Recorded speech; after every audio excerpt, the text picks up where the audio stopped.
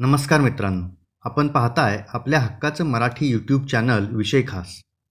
मित्रांनो, हातकणंगले लोकसभा मतदारसंघात समाविष्ट असलेल्या सांगली जिल्ह्यातील वाळवा आणि शिराळा विधानसभा निवडणुकीसाठी भाजपमधून उमेदवारीचा आग्रह धरला जात असून जिल्हा मध्यवर्ती बँकेचे संचालक राहुल महाडिक, इस्लामपूरचे लोकनियुक्त माजी नगराध्यक्ष निशिकांत भोसले पाटील आणि हातकणंगले लोकसभा मतदारसंघाचे समन्वयक सत्यजित देशमुख यांच्या नावाची सध्या जोरदार चर्चा सुरू झाली आहे.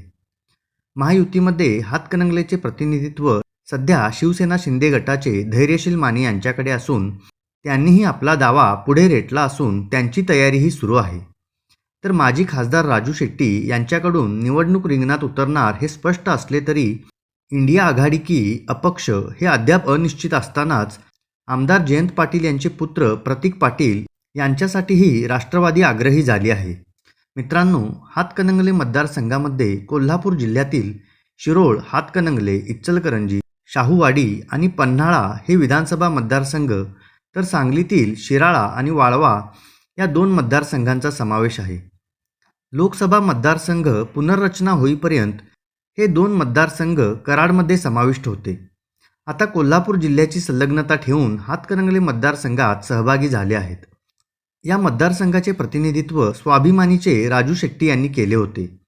त्यासाठी त्यांना एक वेळ भाजपची साथ मिळाली होती. मात्र राष्ट्रवादीची सोबत करताच त्यांना पराभवाला सामोरे जावे लागले. या मतदारसंघाचे अर्थकारणच मुळात ऊस शेतीवर अवलंबून असल्याने शेट्टी यांनी पुन्हा एकदा ऊस दरावरून आंदोलन करून मतदारसंघात जागृती करण्याचा प्रयत्न केला. कृष्णा, वारणा, पंचगंगा या तीन नद्यांच्या खोऱ्यात ऊस शेतीवर राजकारण पिकवण्याचा आणि घडवण्याचा इतिहास आतापर्यंत दिसून आला आहे. परंतु मित्रांनो, यावेळची राजकीय स्थिती थोडी वेगळी आहे. काल परवापर्यंत आपला एकला चलोचा झेंडा खांद्यावर घेऊन शेट्टी मैदानात उतरण्याच्या तयारीत होते.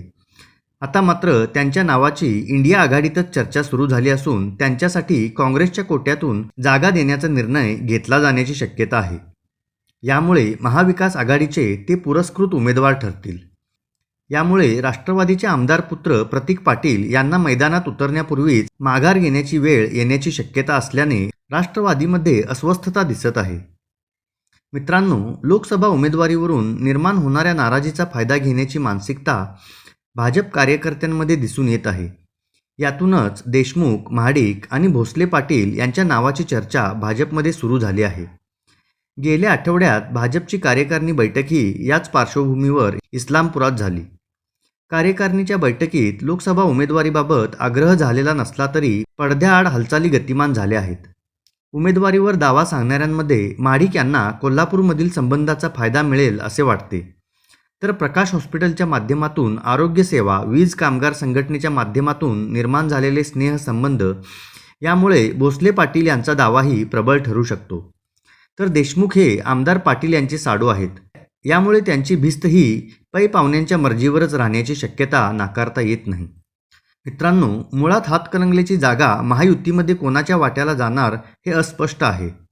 शिवसेना शिंदे गटाचा दावा प्रबळच राहणार आहे, कारण सध्या त्यांच्याकडेच प्रतिनिधित्व आहे. मात्र प्रस्थापितांविरुद्ध असलेल्या नाराजीचा फटकाही बसू शकतो.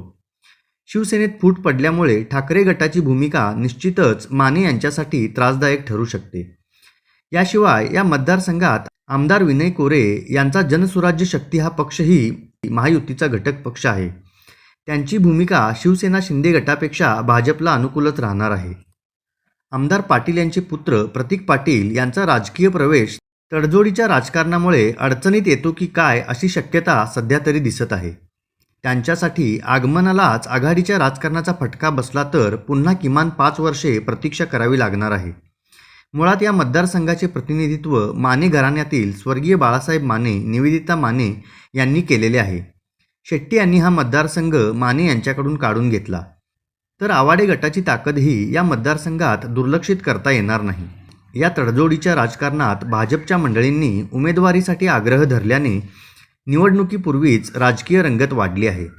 तर मित्रांनो, व्हिडिओ कसा वाटला हे आम्हाला कमेंटमध्ये नक्की कळवा. व्हिडिओला लाईक, शेअर आणि सबस्क्राईब जरूर करा. व्हिडिओ पाहिल्याबद्दल धन्यवाद.